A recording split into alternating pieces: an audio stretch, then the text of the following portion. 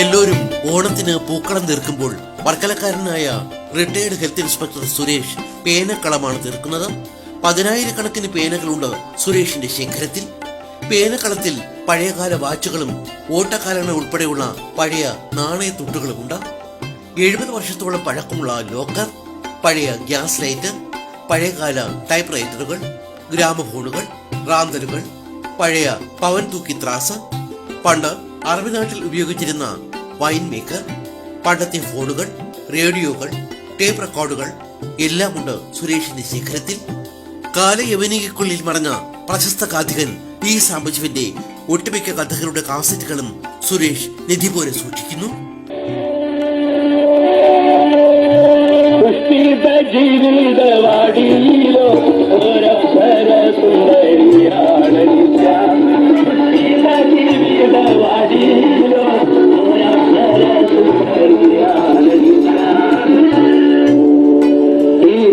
രണ്ടുപേരി കവിത കഥാപ്രസംഗ പ്രേമികളായ നിരവധി യുവജനങ്ങൾക്ക് നമ്മുടെ നാട്ടിൽ കാണാപ്പാടമാണ്. പുഷ്പിത ജീവിത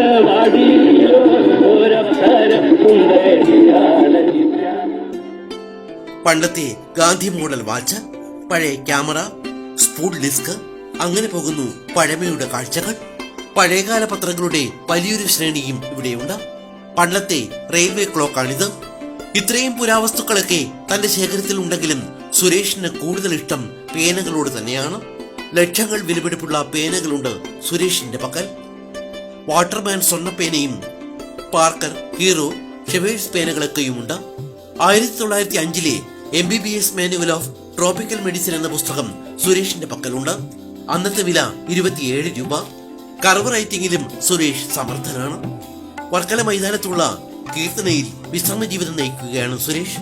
സ്കൂളിൽ പഠിക്കുന്ന കാലം മുതലേ പേനയുടെ അടുത്ത് ഒരു കമ്പം ഉണ്ടായിരുന്നു. അന്ന് തൊട്ടേ കിട്ടുന്ന പേനകളൊക്കെ കളക്ട് ചെയ്യുമായിരുന്നു. പിന്നെ കുറേ നാൾ അത് കഴിഞ്ഞ് പേനയുടെ നിമ്പൊക്കെ ഒടിയുകയാണെങ്കിൽ തറയിലൊക്കെ ഇട്ട് ഉരയ്ച്ചൊക്കെ ഇപ്പോൾ കാലിഗ്രാഫിക്ക് വേണ്ടി ഞാൻ തന്നെ പേനയുടെ നിബ് കട്ട് ചെയ്ത് നല്ല തിക്ക് ആൻഡ് തിൻ അക്ഷരം വരത്തക്ക രീതിയിൽ കട്ട് ചെയ്ത് ഞാൻ ശരിയാക്കിയിട്ടുണ്ട്. പിന്നെ ധാരാളം ഓഫീസുകളിൽ സർട്ടിഫിക്കറ്റ് എഴുതി കൊടുക്കാറുണ്ട്. പേനകളിൽ ആർക്ക് വേണമെങ്കിലും പേന കൊണ്ടുവരാൻ ഫ്രീ ആയിട്ടാണ് ഞാൻ ശരിയാക്കി കൊടുക്കുന്നത്. ആരെയും വിലയൊന്നും വാങ്ങിക്കില്ല. ഇടയ്ക്ക് ഒരു 17 വർഷം ഡൽഹിയിൽ ജോലി ഉണ്ടായിരുന്നു. അന്ന് പേനകൾ കളക്ട് ചെയ്യാനായിട്ട് ഒരുപാട് സാഹചര്യം ഉണ്ടായി, ഒരുപാട് ചാൻസ് ഉണ്ടായതുകൊണ്ട് അന്ന് അവിടെ നിന്ന് കുറേ കളക്ട് ചെയ്തു. പിന്നെ അത് കഴിഞ്ഞ് നാട്ടിൽ ഹെൽത്ത് സർവീസിൽ ജോലിക്ക് കയറിയതിന് ശേഷം ഡൽഹി പോയപ്പോഴാണ് ഈ ഹെൽത്ത് ഡിപ്പാർട്ട്മെൻറ്റിൽ ജോലിക്ക് കയറിയത് കൊണ്ടാണ് ഈ ഹെൽത്തിൻ്റെ മാനുവൽ ട്രോപ്പിക്കൽ മെഡിസിൻ എന്ന് പറയുന്നൊരു പുസ്തകം ഡൽഹിയിൽ വെച്ച് കാണാൻ കഴിയുകയും അത് വാങ്ങിക്കാൻ തോന്നുകയും ചെയ്തത് അതുകൊണ്ടാണ്. പിന്നെ പുരാവസ്തുക്കൾ ഏകദേശം ഇഷ്ടം പോലെ ഉണ്ട്. ശമ്പളം പെൻഷൻ ആവുന്നവരെ ശമ്പളത്തിൽ നിന്ന് ഒരു വീതം മാറ്റാറുണ്ടായിരുന്നു സാധനങ്ങൾ വാങ്ങിക്കാൻ. ഇപ്പോൾ പെൻഷനായതിനു ശേഷം കൂടുതലൊന്നും വാങ്ങിക്കാറില്ല. പിന്നെ ഇത് ഉപയോഗിക്കാതിരിക്കുന്നുണ്ട് ഏകദേശം എല്ലാ സാധനങ്ങളും നഷ്ടപ്പെടുന്നുണ്ട്. ഏകദേശം പേന തന്നെ ലക്ഷങ്ങൾ വില വരും. കാര്യം 50,000 രൂപയുടെ തന്നെ ഒരു 8-10 പേന ഉണ്ട്. പിന്നെ 1 ലക്ഷത്തിൻ്റെ ഉണ്ട്. പിന്നെ 50 പൈസയുടെ പേനയും ഉണ്ട്.